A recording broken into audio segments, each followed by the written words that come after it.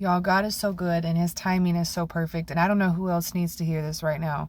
So I haven't been posting as much lately. I have been keeping certain things private. I've had different things that I've been dealing with when I'm very open with y'all. And I tell y'all the things I'm going through. And y'all walk with me through it, you know? And so my children and I, we have been living in different hotels, and it's not something that I necessarily wanted to get on here and talk about. We're in between waiting for houses, right? And you know, God had told me to move, and I was obedient, and we're in this waiting season. And y'all, we've been waiting for this house, and it was time to extend where we're at in the hotel. And so in order to do the payment, right, I had to have a certain amount of money. And I'm like, God,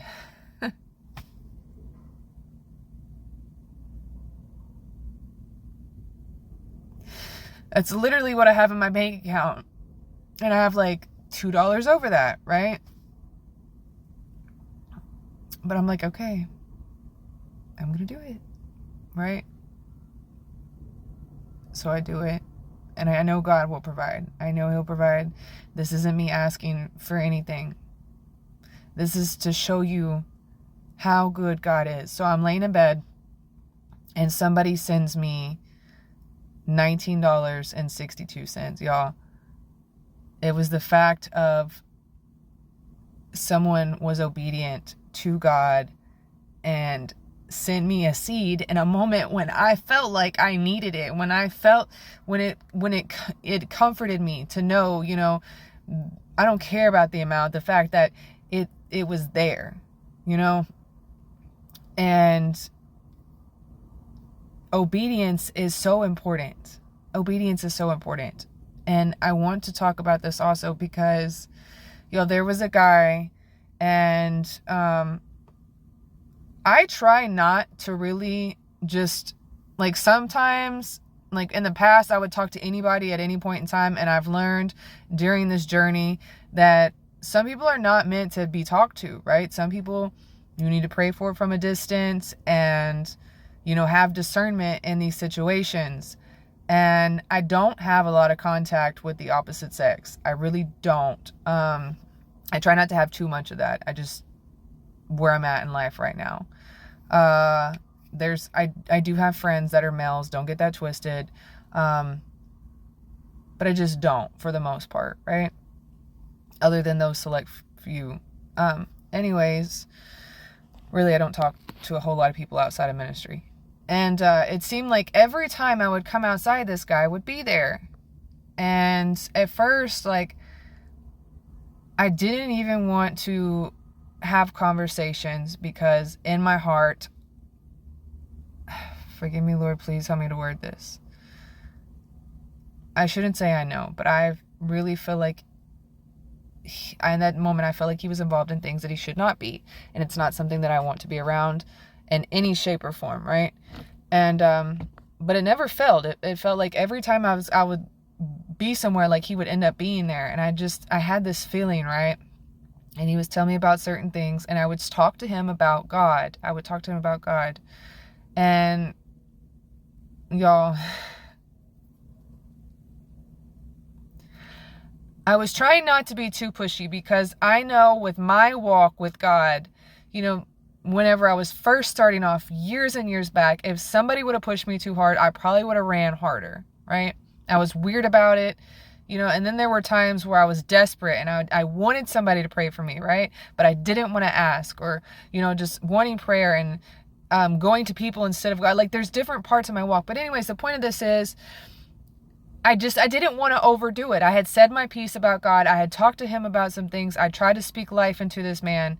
And then I had told him, you know, like, hey, if you need prayer, you know, I'm here, whatever. Instead of saying in boldness, hey, let me pray for you. Yeah, I kid you not, the next day, in this parking lot, there's cops swarming it. they were there for him. I'm not sure what fully came of that situation. From what I saw, him and the person he was with were able to walk away.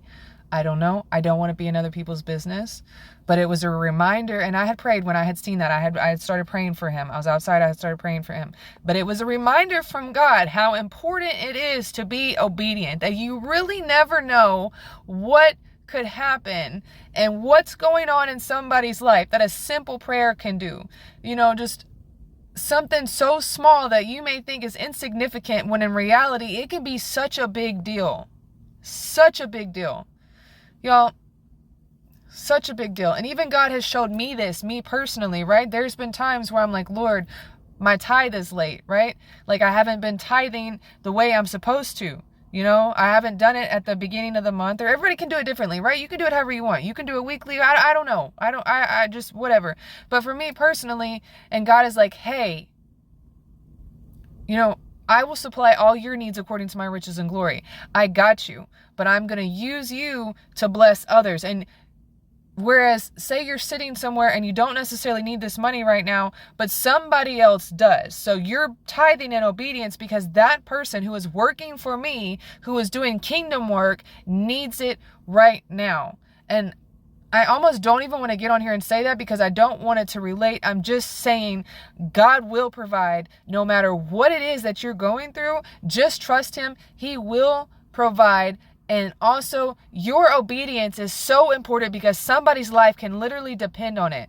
Somebody else's life can depend on it. Y'all, when I found out that the cops were there for that man that God had put me with, my heart dropped. And I started to cry. I'm glad in a way. I don't know what the situation was for. I know that he's had a hard time finding a place to stay and homeless. Maybe he was just trying to stay in a place that he wasn't allowed to be. I don't know. But the fact that my flesh almost overlooks somebody, God will humble us. Discernment is so important. Discernment is so important to know, when to reach out and pray for somebody. There was a reason that we kept meeting at the same time. I had felt it in my spirit, and after the first time talking to him, I was glad I talked to him and didn't just judge a book by its cover, because we've all been in a place we shouldn't have been. We've all done something we shouldn't have done. It's not like I was going to go hang out with him in his room or something like that. You know what I mean? I was there outside in a public area, and God put me there to pray for this man. This person, regardless if it's a man or a female, it doesn't matter, to pray for them and to see how quickly someone's life can change because of either obedience or disobedience. Y'all, I don't care what it is that God is telling you to do, just do it. Just be obedient in this season. Here recently, even my other page, I had made it private. I felt like that's what I should do. And God was like, you're being afraid. You're being afraid. I am sending you to nations to open your mouth. Do not be afraid of what they're going to say or what they're going to, anything. Don't be afraid. And I have been so open with y'all on this journey and to shut down. I know there's some things you shouldn't say, because Satan is a thief and he tries to come to kill, steal, and destroy. But don't be afraid and be obedient. And I'm sorry, guys. I'm sorry I haven't been posting as much. I know I haven't. And I'm sorry. But we have really been going through it in a way for weeks right now, waiting on God to move. And life can be hard sometimes. Life can be hard. But I love you guys. I'm going to try to be on here more, okay? As your sister in Christ, I love you. God bless you. Shalom.